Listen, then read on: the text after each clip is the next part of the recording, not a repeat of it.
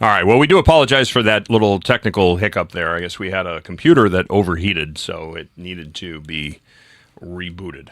I think we are good. So we were just talking about, interestingly enough, we were talking about the bump music, and I had mentioned that we were talking about the how the copyright situation works, and so this was an interview that I did with Kelly Ayotte on WNTK and WUVR. And so in this interview, she's telling me how she's a Christian and she's an American and she's a mom and how she cannot in good conscience or faith vote for Donald Trump. This is going into, of course, the 2016 election, and how she has to follow her conscience and she has to write in Mike Pence.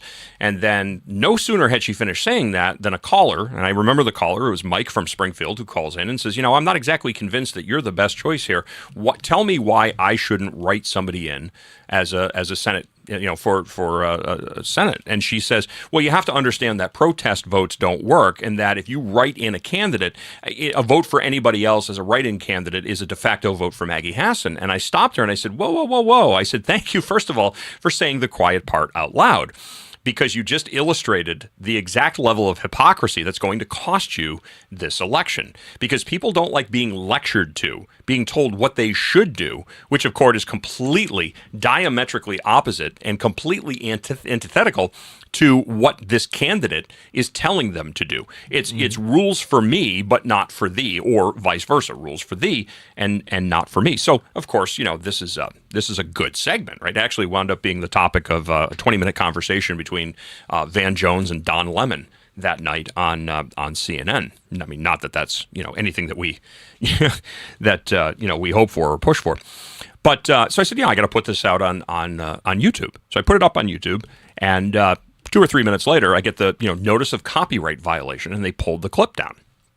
So I appeal it, and it was because you're using licensed music. So I put in there, well, as a terrestrial radio station, we have ASCAP and BMI. We pay ASCAP and BMI fees for the right to license that. And then they came back with, well, then we need permission in writing from the artist. And I think it was the Eagles' Lion Eyes or something. Yeah. So, I mean, at this point, I was pissed off. And I call up the Eagles. I hack out an email. Well, I mean, Don Henley was dead. So I'm like, well, you know what? Let's get out a Ouija board, and maybe we can have a seance, and maybe we can get Don Henley's posthumous permission to satisfy your ridiculous... You pay BMI and ASCAP fees, which are not cheap, by the way. I used to own nightclubs. In my 20s, we had to pay ASCAP and BMI fees. ASCAP is the big one. ASCAP is the Association, or the American Society, of Composers, Authors, and Producers, ASCAP, American Society of Composers, Authors, and Producers. So we would pay, multiple thousands of dollars every year for the right for our DJs to play commercial music. Yep. If you wanted to hear, the first thing that comes to mind was it Cisco, the Thong Song, really popular in the clubs back in, 98, 99. So, of course. If you want your DJ to have the ability, because the music mafia is pretty damn powerful. And the last thing you want to do is violate copyright laws and make money off of another person's intellectual property. And that's what that BMI or ASCAP fee is allowing you to do. It's okay, you're paying this money, so that way you can use this to make a profit, and the artists are getting their cut, and you're allowed to do what you need to do. So you would think that would be coverall. Nope. Not good enough for YouTube. So when I hear that YouTube is now monetizing content for their own profit, material that has been uploaded to their service, that just doesn't sit well with me. Because you're asking me to first of all, you're taking down content that I am licensed to produce, that I've paid money to produce. You're going to make money off of it if it's not licensed, but yet I pay money to do that. I can't put that information up. That to me is just just one more reason to hate social media and big tech. I can't stand YouTube. And so if I were to take my same intro graphic and everything like that, and I were to post it with my music and everything, and I were to say, go through YouTube's library of music that they allow you to choose from, and I were to click on the exact same song and click on it being used in the song so that YouTube can say, this is the song that's being used, owned by YouTube, blah, blah, blah, blah, blah, or licensed by YouTube Music or whatever, and I would allow that same song to play, that doesn't even account for it. That doesn't even account for it. So I can't even do that. And I'm like, I don't understand how you can play the music out of your own library, and I can't select the music out of the library, and I can still get a copyright violation. It's just it's asinine to me. It's asinine to me that I have to pay for the program to be able to use the licensed music, and then I have to pay YouTube for the ability to use the music, and I still get a violation. Yeah. Well, and listen, I completely understand the need to protect intellectual property. And I think it's and this is a scary thing about AI right now, is that people spend a lot of time. I write for a lot of my own marketing ventures. I write my own copy. And so, somebody can take copy that I've written, put that into an AI program and rewrite it or have it rewritten, and it's theft of intellectual property because that's my work, my time, my talent, my education, everything that goes into me writing that copy. And now it winds up becoming a precursor to having AI modify it to the point. And I use AI-based anti-plagiarism software. Yeah. So any of my websites, any of my marketing copy, anything else like that, I can run it through this system, and it will scan every piece of print media and everything, websites, print media, everything, and it will tell me, and I can set the parameters. I have it set to like a 60% sensitivity. So if 60% of the words are in such a manner and used in such a context that it suggests plagiarism, then it flags it. Then I can go in, I can take a look at it, and I can say, okay, you know what? No, this was benign, and it is in no way, shape, or form an issue to me. Or I can look at this and go, this is somebody who is outright stealing my intellectual property. Then the attorneys get involved, they get a cease and desist letter, and I've litigated to protect my intellectual property because it's intellectual property. And people are incredibly dishonest when it comes to stealing things that they find on the web. Oh, I like the way this looks. I'm just going to go ahead and cut it and paste it into my own website. Not with my stuff, you're not. No. Because I aggressively enforce my intellectual property rights. Yeah. So I respect the the services that are out there, and I respect the copyrights. But when people are paying money to have access to that, and they're granted a creative license to be able to use, and this is when you look at an image, for instance, if you download an image, you can download the rights to personal, or you can download the rights to, or you can purchase the rights for commercial applications as well. So that way, if you're using that image. And this is a huge business. Whether it's stock, now it's stock photography, or it's stock video clips. Yep. But now when you look at AI, a lot of that, it can take an image, somebody's, a photograph that somebody took, or a video that somebody took, and it can make alterations to the point where it's materially similar, but it's dissimilar enough to where it's not intellectual property infringement or theft. Yeah. That's what I have an issue with. I can't say you're wrong. I can't really disagree with that because what becomes interesting to me is the public domain laws. Used to be, if it was in a public domain, it could be used, and now it's gotten to the point where even stuff that I pay for I can't use anymore. And on one hand, I want to protect the person who came up with the original content, and the other hand, I'm like, I can't post it without getting flagged for something now. Now I can't even reference a photo. Like a lot of the clips I use from Fox, based on their own social media, and I use them as references, but it's my intellectual content, and I'm using them just as a plug. But if I were to do that on, say, YouTube and stuff, I could get flagged just for even referencing the photo or the news report. I can't understand how that's even remotely productive. Yeah. Well, there's got to be a profit margin, or there's got to be a profit motive, I should say. Why would somebody do it? Well, because somehow, some way, somebody is monetizing that content. And they're monetizing content to the exclusion of something which does not monetize to the degree that the primary monetization covered.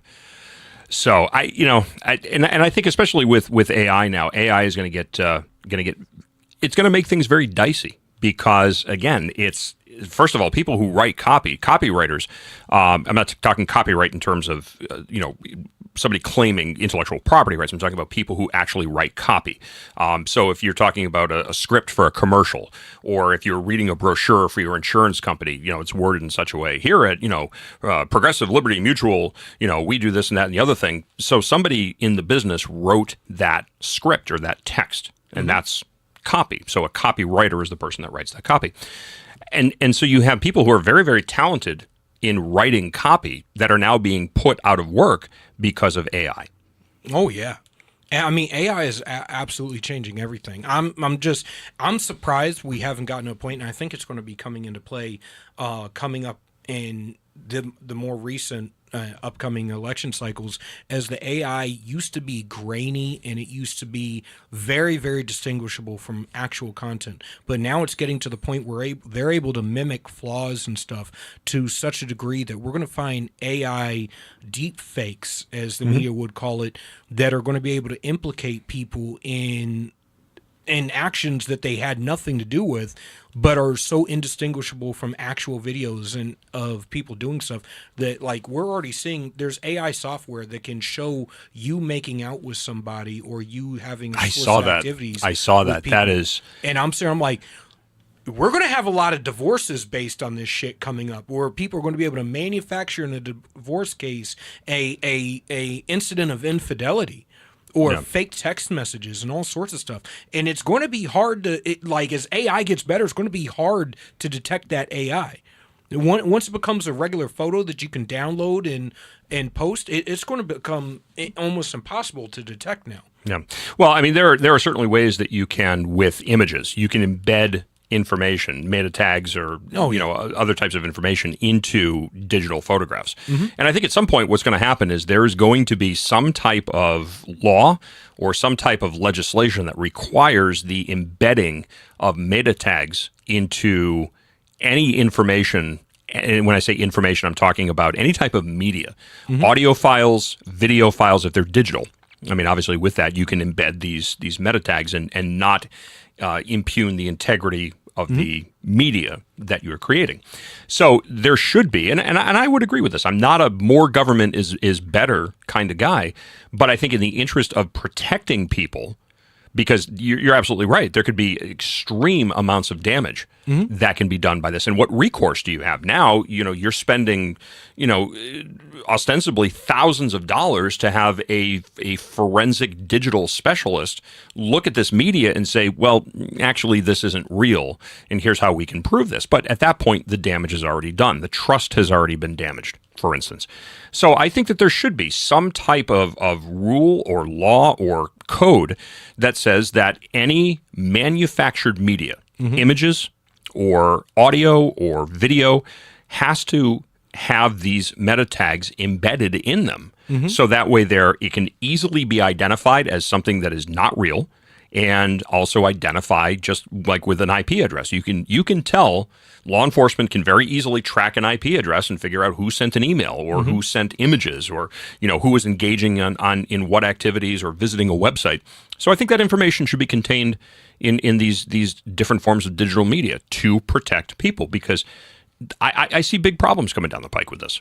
So here's a more personal example. I obviously interviewed you for a book that I was writing, Breaking Black Code Blue, where obviously the training portion and law enforcement expertise that you have are very integral to the book that I'm writing, or I should say that I finished writing.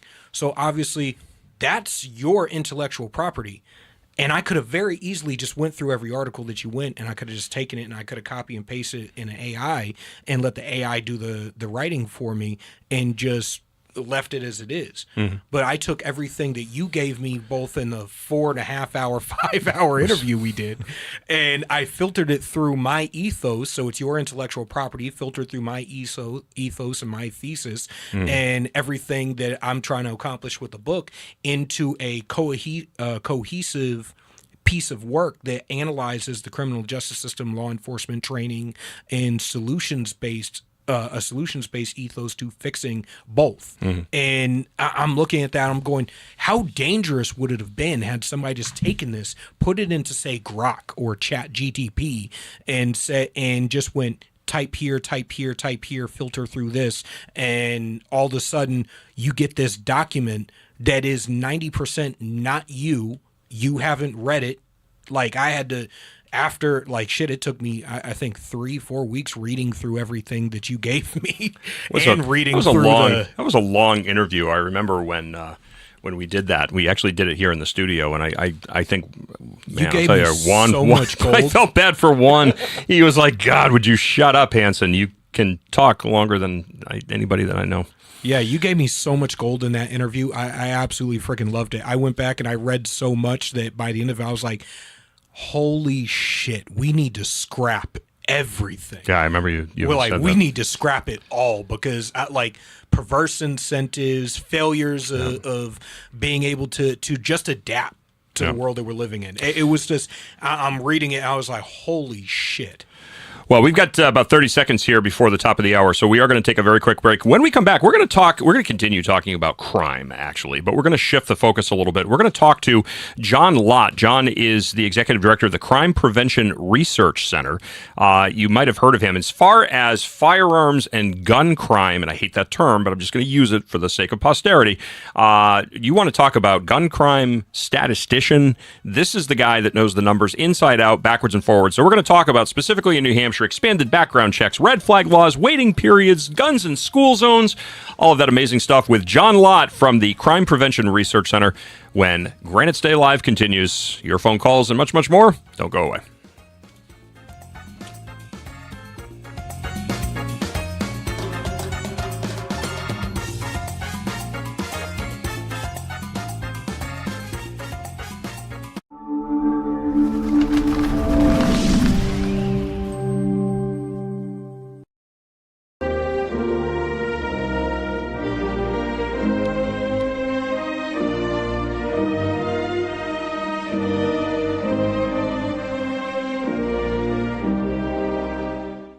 United We Stand, A Marine's Fight. Written by Julian Acciard.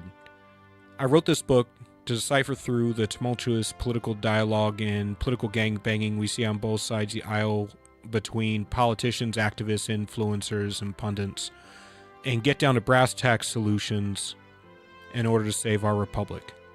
Again, United We Stand, A Marine's Fight, written by Julian Acciard. You can purchase the book on Amazon, Kindle, and Barnes & Noble.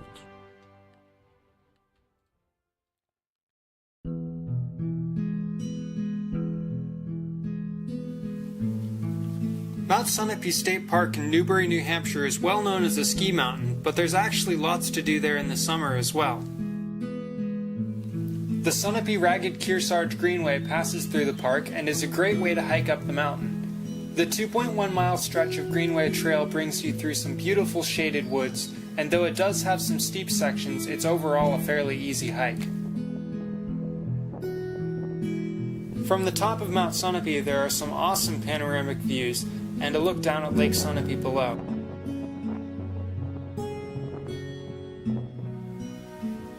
The real hidden gem of the mountain is Lake Solitude, which is 1.2 miles of easy hiking from the top. The White Ledge overlook has another great view and is a nice place to take a break before going down to the lake. The woods down by the lake shore are much less dense, but still nice and shaded, and the whole area feels like an inviting place to spend some time. Lake Solitude is one of those places that feels like it could be much farther out in the wilderness than it actually is.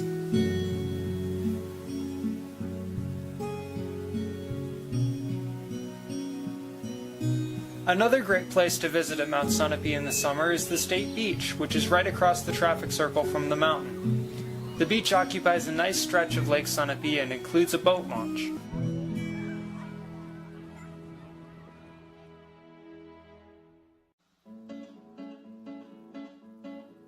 Not everyone can get up every day and look for ways to piss people off. But here at GraniteRock.com, we do that almost every day. I can't tell you how many times someone's lost their SHIT and threatened to end us. But we're still here, pissing people off. It's almost like we enjoy it, and we've been doing it since 2006. That's almost 2 decades of news, politics, and opinion, and now podcasts, and we're just getting started. We believe in principles before parties and politicians. We defend free markets and individual liberty, and if that makes you mad, it makes us smile. We're like Grandma after she stopped caring what other people thought. If that sounds refreshing, you need to check us out. This is Steve McDonald for Granite Rock, and we'll keep shining the light on them for you. Would you rather spend time with family and friends in the pool or at the barbecue rather than landscaping your yard? Well, Augusta Lawn Care is here to help you with all of your landscaping needs. Proudly serving southern New Hampshire, we handle everything. Weekly mowing, spring and fall cleanups, bush trimming, mulch installs, lawn treatments, aeration, dethatching, and even snow plowing and salting when the dreaded winter hits. Call Augusta Lawn Care today and let your yard be the best-looking yard on the block. Call 603-331-4768.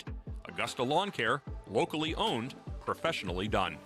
Call 603-331-4678 or visit us online at AugustaLawnCareServices.com/Londonderry. That's AugustaLawnCareServices.com/Londonderry.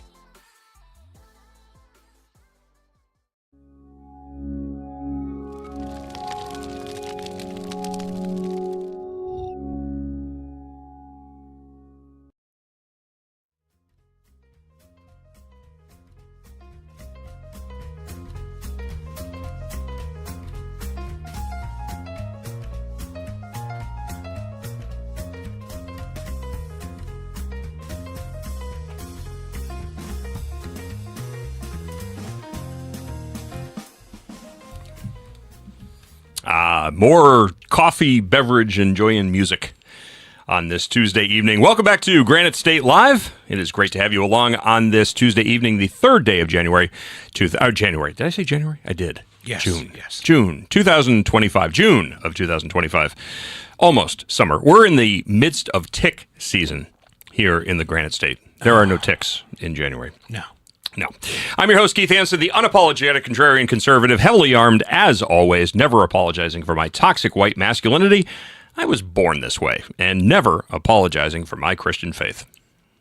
And I'm your co-host, Julian, Blue Collar Intellectual, host of Blue Collar Intellectual podcast, and author, and I am here to piss you off any way possible. You're stealing Granite Groks. Oh, no. Oh, I love that. I love that. I do love that commercial, though. That is the best ad. Our call-in number, if you'd like to be a part of tonight's program, toll-free 833-603-TALK. That's 833-603-8255. And if you'd like to comment on the program, just send an email to granitestatelive@gmail.com. That's granitestatelive@gmail.com. And we will get back to you. And if you want to be a part of the program video, too, you can also throw in the words video link in your email, and the production team will send a video link out to you, lickety-split.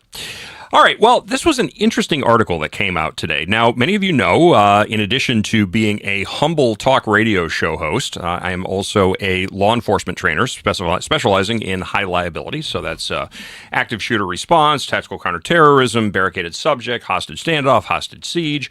And I'm also a master trainer for several of the federally recognized active shooter and tactical counterterrorism disciplines like alert, advanced law enforcement rapid response training, exterior response to active shooter events, or erase. That's out of the University of Texas at San Marcos, and that's an initiative with the Department of Justice, the FBI, University of Texas, and also the National Institute for Justice.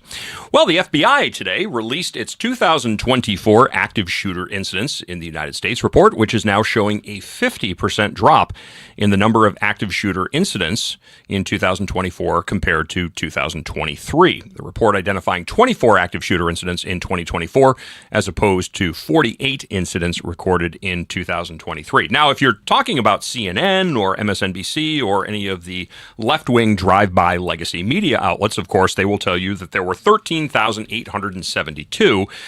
That's an estimate, but somewhere around that number, because they classify active shooter situations as different from what official think tanks actually do. And so there's a great book out there. I think it was published in the 50s or the 60s. It's called How to Lie with Statistics.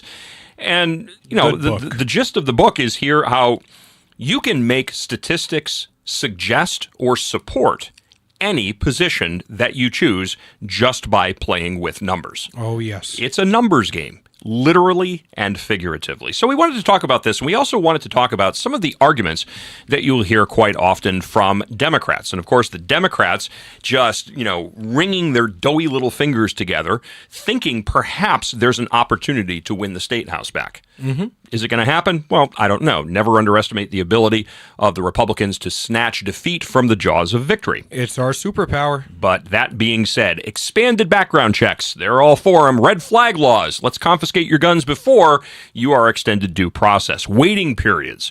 I'm hearing now in New York, it's like a 10-day, or they're about to enact a 10-day waiting period. I was talking with a student over there in New York, and he said, yeah, we're sitting on the verge of a 10-day waiting period in New York, the cool down period, as the Democrats like to call it. Guns in school zones, mental health records, universal background checks. The old adage that, well, you can buy guns off the internet, which is, complete garbage, but it's, truth has never been a barrier to the dishonest and unethical Democrats. So we thought we would get a perspective from somebody who is, he's really an academic in this. And I got to be honest, some of the books that he's written, More Guns, Less Crime, The Bias Against Guns, two absolutely fantastic books.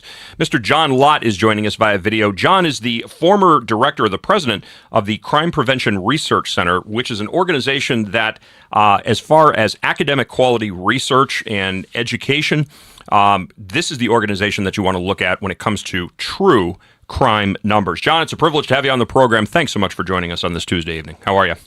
Well, thanks for having me on. I appreciate it. I'm actually the president right now of the center. So okay. I appreciate it. Sorry about that. Yeah, I know it's like we got to vet the information that's on the something like that. Yeah.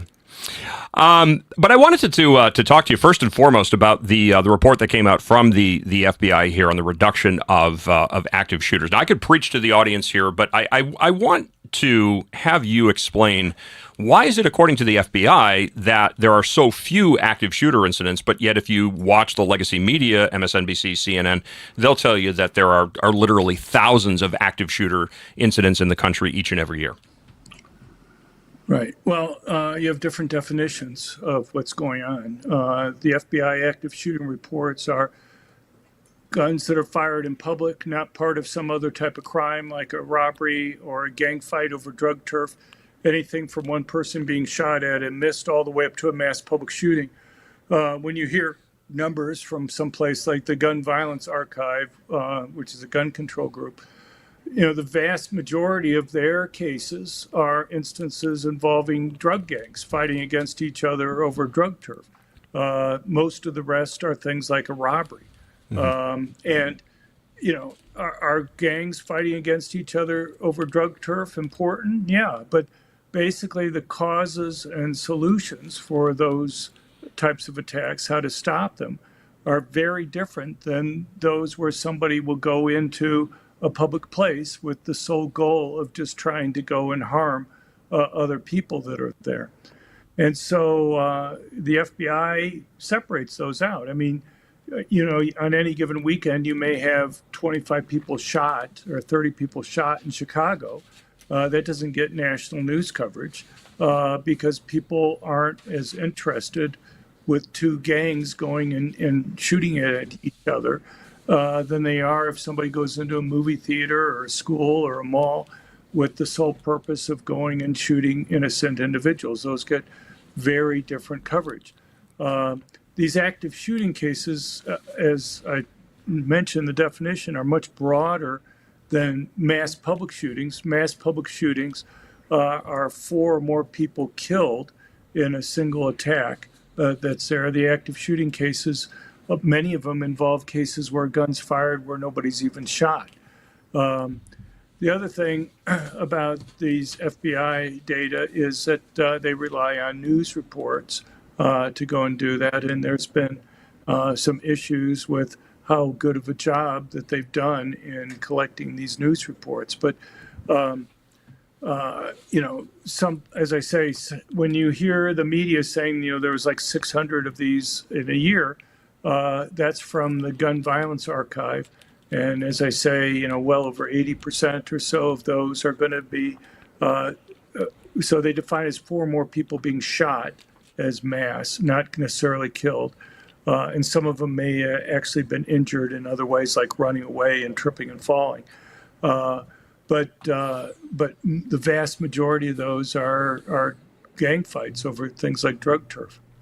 So if gang member A and gang member B get into a shootout on the sidewalk outside of an elementary school in Chicago at 2:00 in the morning in August, the media will still classify that as a school shooting because it occurred, ostensibly within that gun-free zone, that 1,000 foot of a 1,000 feet radius of a school. So that's where the dishonesty in the numbers comes from, if I'm understanding you correctly.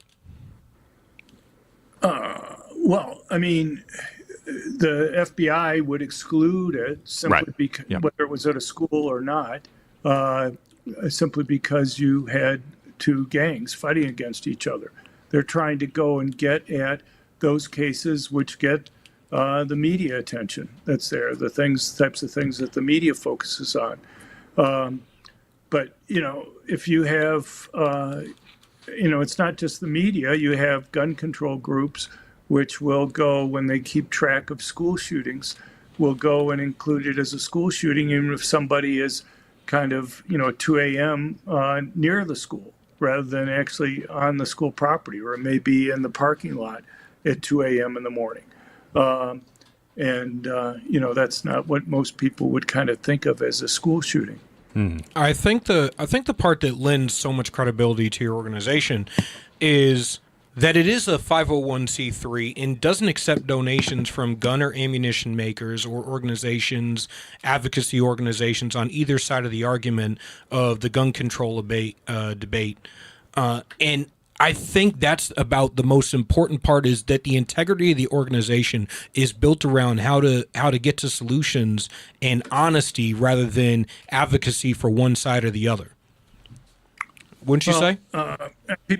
People can go to our website at crimeresearch.org, crimeresearch.org. But look, just my own background. I've been an academic most of my life. I've had positions at Stanford, University of Chicago, the Wharton Business School, Yale University, UCLA. I worked in the U.S. Sentencing Commission as chief economist, and I was senior advisor for research and statistics in the Office of Justice Programs and the Office of Legal Policy at the Department of Justice. And I've dealt a lot with this data over time. And our organization is basically a group of academics. We have people from University of Chicago, Harvard, University of Michigan, other universities around the country who have knowledge about these issues. And, we use them to go, if it's something that deals with crime, anything from policing to gun issues to vote fraud to, if you name it, we probably have dealt with it one time or another. So what would you say is the most common misconception that you guys end up having to debunk or deal with on a regular basis when it comes to the active shooter incidents in the United States or, gun crime overall? Well, I suppose there are lots of things. One of the things that comes to mind is just people have this perception, and it's constantly made the claim that the United States is somehow unique in terms of mass public shootings. And that's simply false. You can just compare the United States to Germany, for example. Since 2000, the United States has had 9 mass public school shootings that have occurred. Germany has had 4. And, you have to adjust for population differences. The United States has 340 million people. Germany has something like about 83 million people. So, if you kind of take the fact that they're less than 1/4 the population that we have here in the United States, that would be the equivalent of them having like 16 compared to our 9. You have countries like Finland, for example, which has had 2 mass public school shootings. Finland has a population of like 5.5 million people. That's like 1/60th, less than 1/60th of what we have here in the United States. If you take their 2, that would be the equivalent of us having 120. Norway, France, other countries, you can go down and make similar comparisons. Nobody would compare the number of murders in New Hampshire with the number of murders in New York or California, because you have obviously huge differences in the population for those places. And so anybody who makes the comparison, for news media would make a comparison, they do it in per capita terms. For some reason, when you're talking about mass public shootings, they don't put it in per capita terms. So anyway, and there are lots of issues that you can deal with. I basically forced myself and other people at our group to go and read through the diaries and manifestos for these mass murderers in the United States. And I suppose my biggest pet peeve there is just the media absolutely refuses to cover those parts of their diaries and manifestos where these murderers explain why they picked the target that they did. Time after time, these guys are very explicit, spending large portions of their manifestos and diaries explaining why they picked the targets they do. And, it's not rocket science. These guys, you have individuals who are suicidal. I mean, people have always wanted to be suicidal, but at some point along the line, people who felt unappreciated realized that they could get a lot of attention if they killed people. And the more people they killed, the more media attention that they would get. Mm-hmm. You look at somebody like the Sandy Hook mass murderer. He, according to police, had put together what would be described as a doctoral dissertation, where he had looked at mass public shootings around the world over the previous 40 years. And it graphed out, according to one police report, the relationship between the number of people killed and the amount of media coverage that they got. And that his goal was to go and kill more people than the Norway killer had killed in 2011, where he had shot to death 67 people, which is more than any mass public shooting in the United States, and because he wanted to get more worldwide news coverage than the Norway killer had gotten. And, so these guys, as I say, may be crazy in some sense, but they're not stupid. They know the more people they kill, the more media attention they're going to get. And they know if they go to a place where their victims aren't able to defend themselves, they're going to be able to go and kill more people. So you have people like the Covenant school shooter in Nashville. She, in her diary manifesto, explained that she had considered going after other targets, the Green Hills Mall there in Nashville, but had decided not to do that because people were able to carry guns that were there.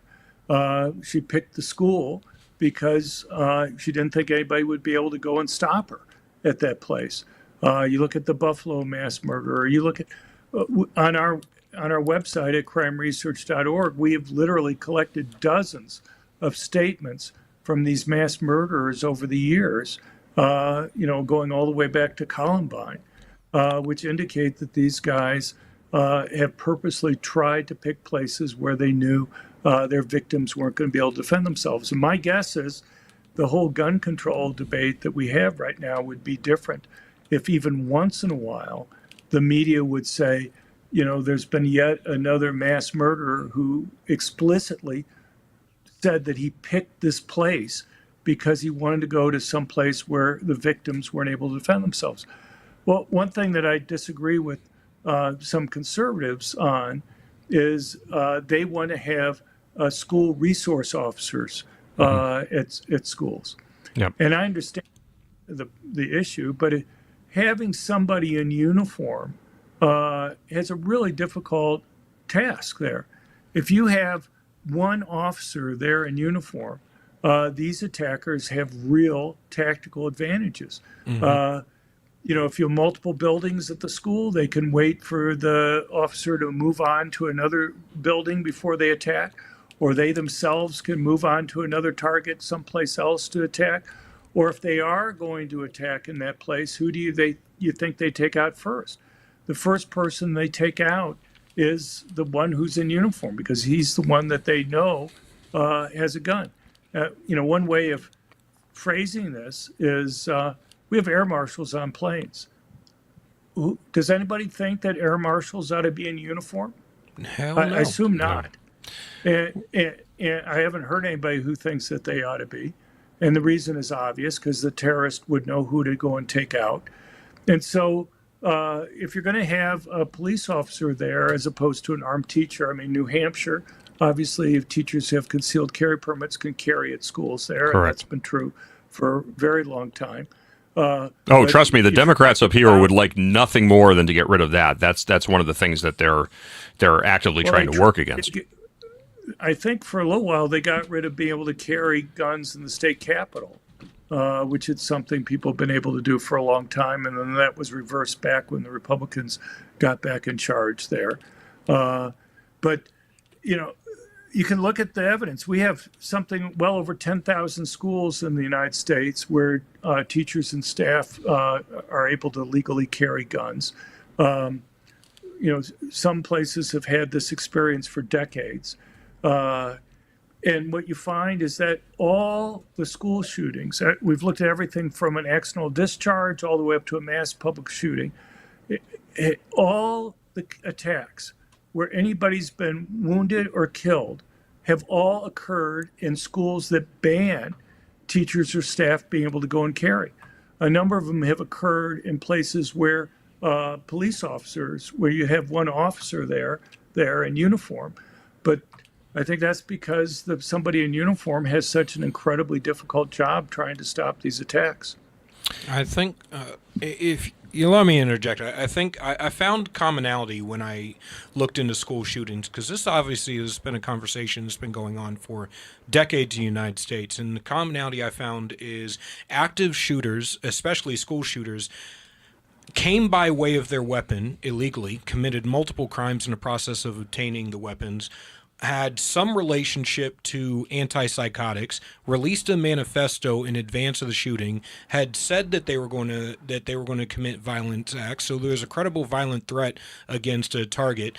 And the states had laws on the books that would allow them to go interview these people. There were failures of law enforcement. And on top of it, these people were known to law enforcement prior to the act.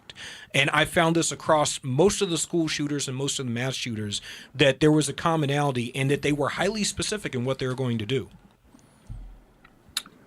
Right. Well, I mean, I think some of the school shooters fit into what you're saying. I mean, you have somebody like Nicholas Cruz at the Parkland school shooting.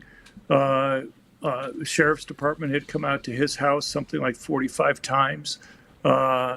He had beaten his mom multiple times. Obviously, at school, he had made threats against people. But you had basically the DEI policies under the Obama administration, where they didn't want to go and have minority kids having criminal records, so they didn't do anything about him. But I don't think that explains all of it. And also this notion of psychiatric drugs. I don't think there's a lot of evidence with regard to that. First of all, the medical records are private, so we don't know. We've gone back, and on our website, you can find our data. We know what percent of the mass public shooters were seeing mental health care professionals prior to the attack, about half the time. But one of the things that's interesting to me is that there's not one case, not one of these mass public shootings over the last quarter century or so, where any of the mental health care professionals that were seeing these individuals identified them as either a danger to themselves or others. Unless and we can talk about why that's the case. I think there's a problem with kind of the model that mental health care professionals have. They're used to people coming in who want to get help. So they pretty much just accept what the people go and tell them. But look, the one common feature, I think, across all these cases is you have people who are suicidal. Not always is it known to people that they're suicidal. Sometimes they are, sometimes they're not. But they won't feel unappreciated. You read their diaries and manifestos. They've girls won't go out with them on dates. They're lonely. People don't appreciate them. And they want people to know that they were here. And even when they say things like, well, the media may not mention my name, but at least I'll know my name will be in the history books. And they'll frequently write things, if I can only kill more people than such and such did, I can get even more media attention. So to me, if you want to stop them, what you have to do is take away the media attention that they're going to get. And the way you take away the media attention is by limiting the number of people that they can harm. And the way you limit the number of people that they can harm is by making sure that somebody is able to be there quickly with a gun to be able to stop the attack. And that's the reason why you have teachers or staff being able to carry, or you just have concealed carry permit holders. We just finished a study that looked at all the active shooting cases in the United States over the 10 years from the beginning of 2014 through the end of 2023. And what we found was that civilians were actually more likely to, or actually stopped active shooting attacks at a higher rate than police did. When they did stop them, fewer people were killed or injured in the attacks that the civilians started, mainly because the civilians were more likely to be there right at the scene. Part of that is the reasons why we were talking about before with the tactical advantages that, the killers could avoid places where they see the police. The other thing is we have 670,000 full-time active police in the United States. Maybe a third are on duty at any point in time. So you have like 230 or so police officers, 230,000 police for a population of 340 million people. By contrast, you have 21.5 million concealed carry permit holders. But on top of that, you have 29 constitutional carry states like New Hampshire, where it's not even necessary for somebody to have a permit to be able to go and carry. And so the likelihood that you're going to have somebody there, a civilian who's able to legally carry, who'll be right there at the scene, somebody who won't be immediately identified by the attacker as somebody that the attacker has to worry about, makes it riskier for them to do the attack. It's the reason why you don't see them attacking schools where you have armed teachers or staff. Rather than having a sign in front of the school that says the school is a gun-free zone, have a sign in front of the school that says, warning, select teachers and staff at this school are armed, carrying concealed, and will use the guns to go and protect the students and others here. John, we got to take a very, very quick break. I hate to interrupt you. We got to take a very quick break, but we're going to carry you over into the next segment because I want to dive into some of the numbers here specifically, and I also want to talk a little bit more specifically about New Hampshire in terms of the game plan of the Democrats and what they're looking to do. Assuming that they were actually able to reclaim the state house here, coming up in just a very, very short period of time. We run 2-year election cycles here in New Hampshire, so a little bit crazy. Much more with Dr. John Lott when Granite State Live continues. Don't go away.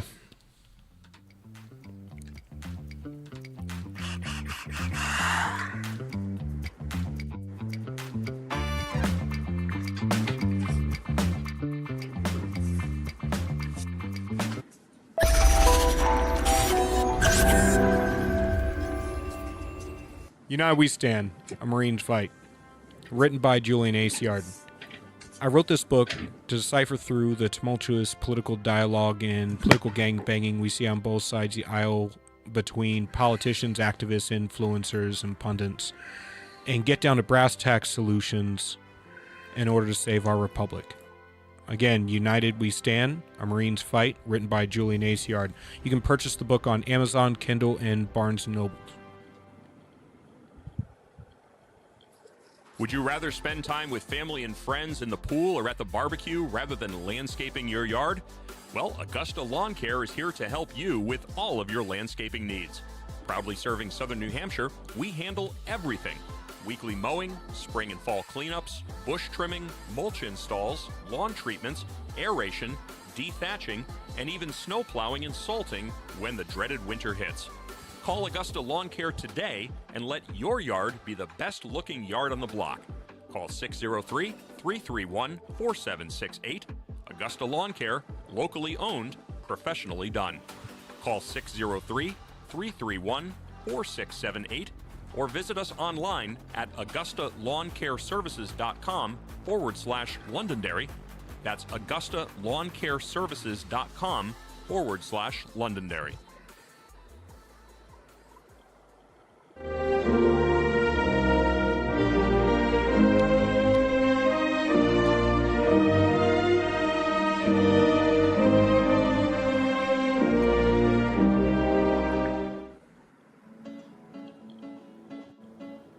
Not everyone can get up every day and look for ways to piss people off.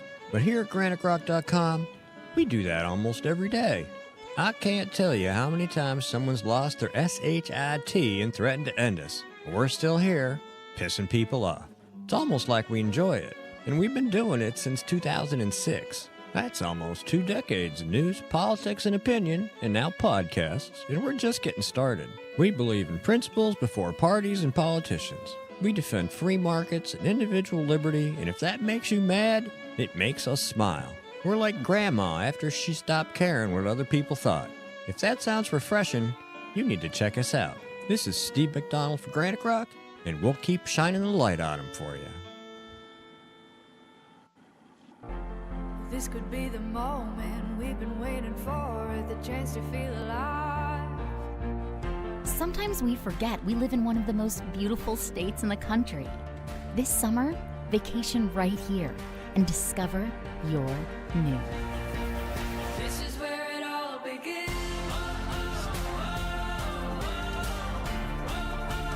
This is where it all begins.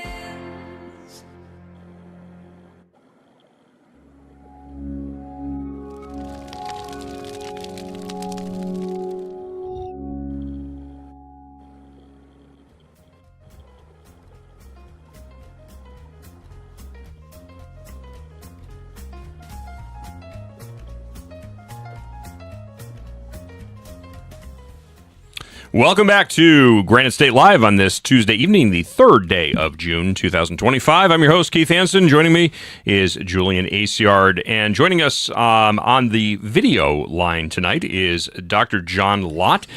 He is the president of the Crime Prevention Research Center. If you're just joining the program, we are talking about a couple of different things here. First of all, the active attack data or the active shooter data that just came out from the FBI. Comparing the numbers from 2023, 2024, showing a 50% reduction in the number of active shooter situations. And then also, interestingly enough, after about a 2-year wait here, now the manifesto of the Covenant school shooting has been released. Now, one of the things I do want to mention, and we're welcoming John Lott back onto the program again. John, thanks so much for being a part of the program tonight. One of the things that I do recommend people do, and I know you I don't know if it was inadvertent or not, but you mentioned the name of the Parkland school shooting. We subscribe to the Don't Name Them, and we would encourage people, especially in the media, don'tnamethem.org. What we don't want to do is give credit to the people who are conducting these, let's call them what they are, they're acts of terror. And I think that's one of the things, too, is you notice how these people in their manifestos, they're seeking notoriety. They always want to be the person who has the higher body count. I'm going to go down in history as the person who commits the worst example of this whatsoever. And I wonder how much, correlation not necessarily equal causation, how much of this is driven by this need to be recognized. Everybody wants to be a social media influencer. Everybody wants to have their voice heard. And if I can't make it through legitimate means, well, all I have to do is pick up a firearm, walk into a densely populated area, kill a couple of people, and suddenly for the next, 5, 6, 7 days, the media does nothing except focus on me. Are you seeing statistics that would suggest that that type of notoriety and the attention specifically that the media is giving to these people as being a driving factor, or perhaps even a factor that would tip a person over into committing something like this? Right. Well, I thought we'd gone through this, but it's basically you have people who are suicidal, who feel unappreciated. And this is one way that they feel that people will at least know that they were here. They'll frequently use terms like, people will know that I was here. So I assume at an earlier time, these people would have just committed suicide quietly. But someplace along the line in the last 4 decades or whatever, 3 or 4 decades, people realized that they could go and get a lot of attention by committing suicide in this particular way. You have most of these individuals, 75% or so die at the scene, either because they kill themselves or because they're killed by police. You have a lot of what is called police-assisted suicide, where they'll purposely point their gun at the police officer and force the police officers to go and kill them. But even the 25% or so that live didn't plan on living. They planned on dying at the scene and just at the last moment couldn't bring themselves to go and kill themselves. So that's pretty much overwhelmingly the case that you have there. Now, unfortunately, the alert website, activeattackdata.org, is down, so I wasn't able to pull the new numbers, but just based off of a presentation that I had prepared, the numbers from 2000 to 2022, 520 occurrences. And then looking at, again, the numbers, active attacks. And one of the things, too, you're seeing the terminology change now from active shooter to active attack because people have realized that it's not just a firearm that I can use to kill large numbers of people. I can use a knife. I can use vehicles. We saw what just happened in Colorado where you have a person who's trying to use a makeshift flamethrower to try to kill and injure people. So if a person is looking to engage in that felonious, aggressive, deadly behavior, they can do that with a number of tools. But, based upon those 520 occurrences that have been documented and researched by the FBI, 287 or 59% involved a handgun, only 30% involved a rifle, which is kind of counterintuitive or counter of what the drive-by media narrative is, that it's always the AR-15 that's committing these. But yet the rifle is only used in 30% of these instances. Overwhelming numbers are handguns, obviously. Half of those instances it's used in connection with other types of weapons. You have about 17% of mass public shootings only involve a rifle. About 56% only involve a handgun. It turns out that the deadliest attacks are ones where they use multiple different types of weapons. Those turn out to be the deadliest. But no, I mean, you're exactly right. The media makes a lot bigger deal about the weapon when it's a so-called assault weapon. They're more likely to give that a lot of coverage than they are if a handgun is used. And, it's just a question. A lot of these things are just whether it fits a particular narrative. So we talked before about the fact that the media just absolutely refuses to go and mention how these guys picked the target that they did. I would think that would be newsworthy, but apparently it doesn't fit the media narrative on it. And there are lots of other things, like, as you're implying, the type of weapon, that obviously has a lot to do with the narrative that they have. Also, kind of who the victims are and who did the shooting affects a lot of the amount of media coverage that the attack's going to get.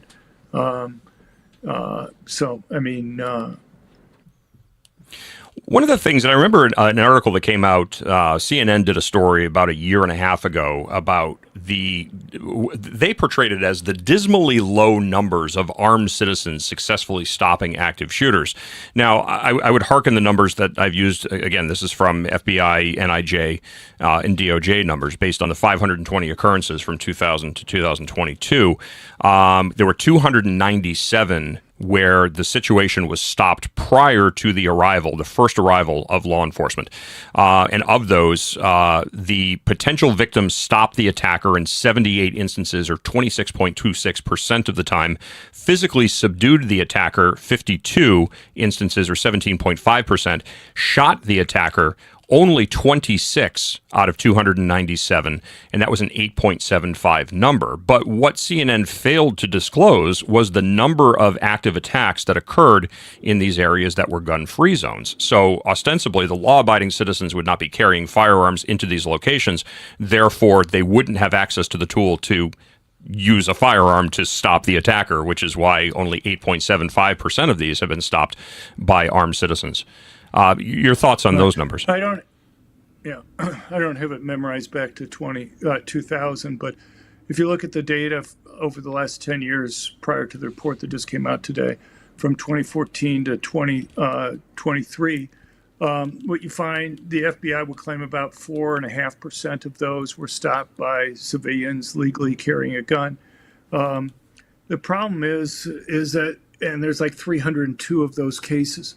The problem is that the FBI missed a lot of cases that fit their definition that systematically involve civilians stopping these attacks. When I was working in the Department of Justice as the senior advisor for research and statistics, one of the tasks that I had was to go back and evaluate the FBI reports. And, there are all sorts of cases that they missed, and we've continued looking at it afterwards. So rather than the 14 cases, I think it's like 180 cases. They also misclassified some cases where civilians stopped them. They classified them as security guards, like the White Settlement Church shooting in Fort Worth in 2019. Mm-hmm. The problem is that even when you can get the FBI to admit that they missed something, they still haven't fixed it years later. I could go and give you a lot of war stories, but there's a lot of political bias there at the FBI. And nobody needs to take my word for this. They can go to our website at crimeresearch.org and go back through some of the older posts we've had on our research where we list out all those cases, have links to the underlying news stories. So, police departments don't collect this data on active shootings. The FBI hired some people down at Texas State University to go and do Google news searches of all things rather than Nexus searches on these things. And that creates its own biases, particularly in their initial reports when they were looking at cases that were, a decade or more earlier prior to it.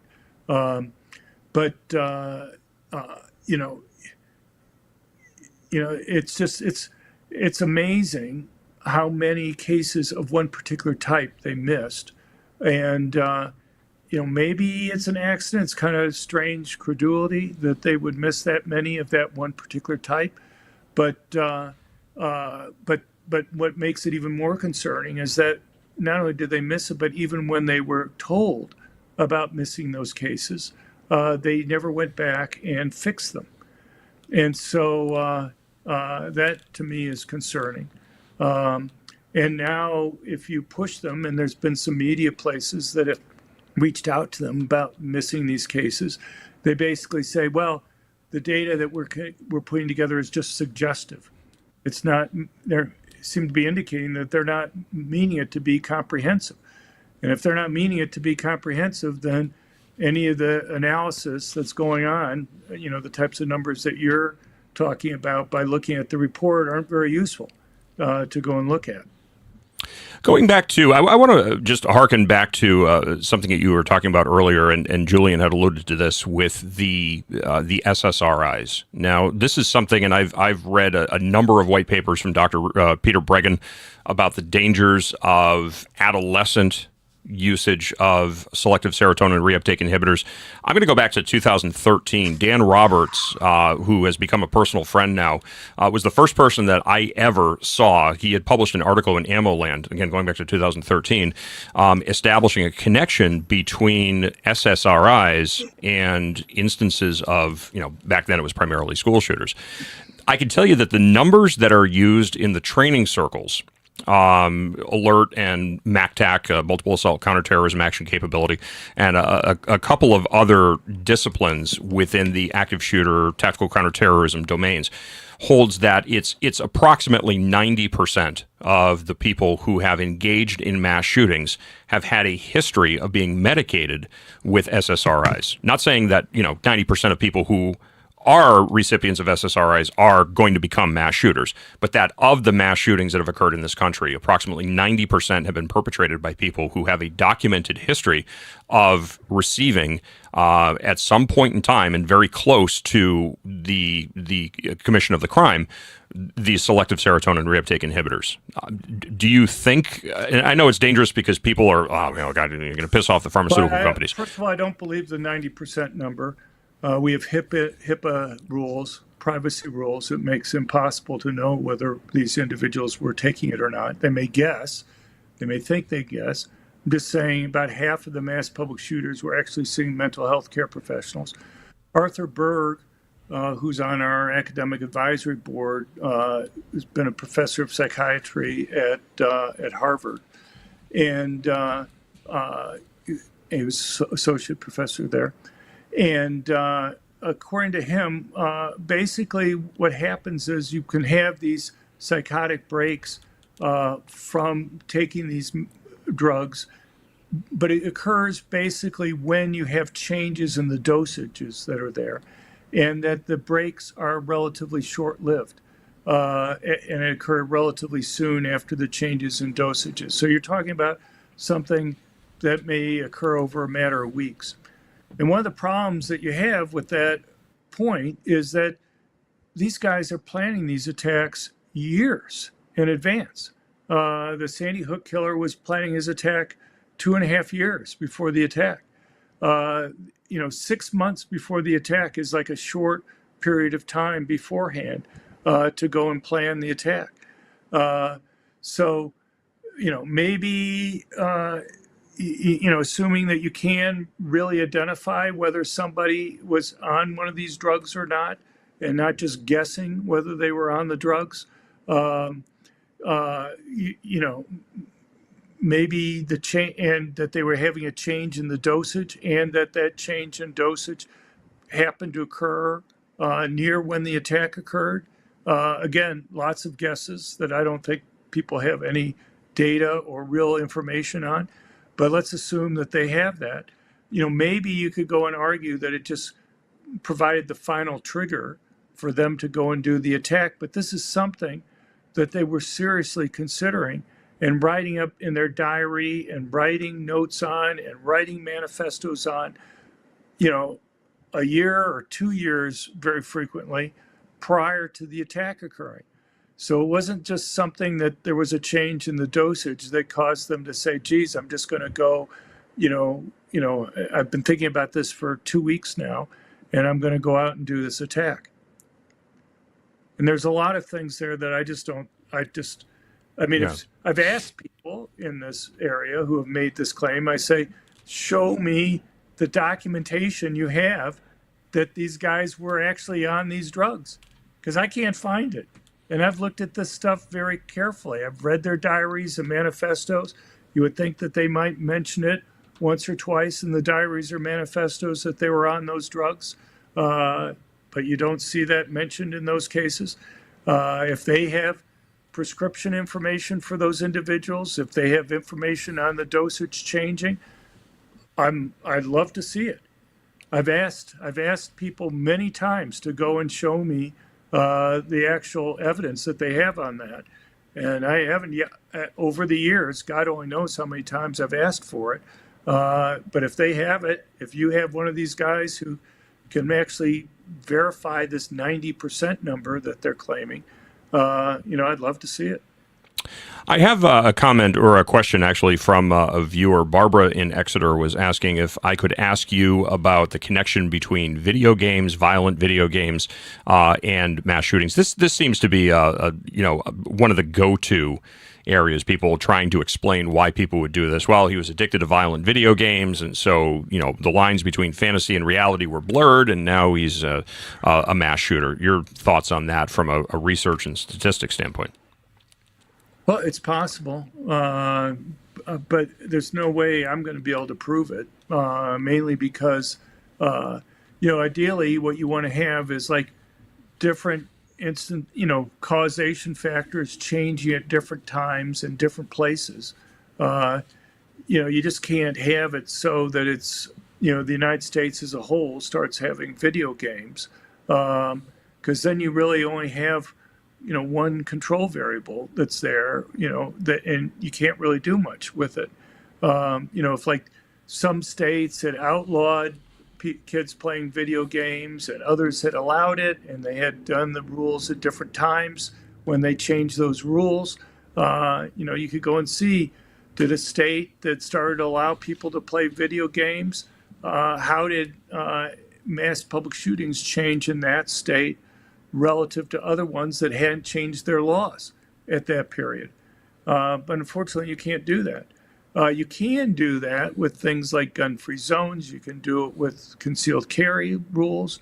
You can, you mentioned all sorts of other things like red flag laws and stuff like that, which I'm happy to talk about. I don't think that they produce the benefits that people think that they do. But those types of policies you can go and analyze.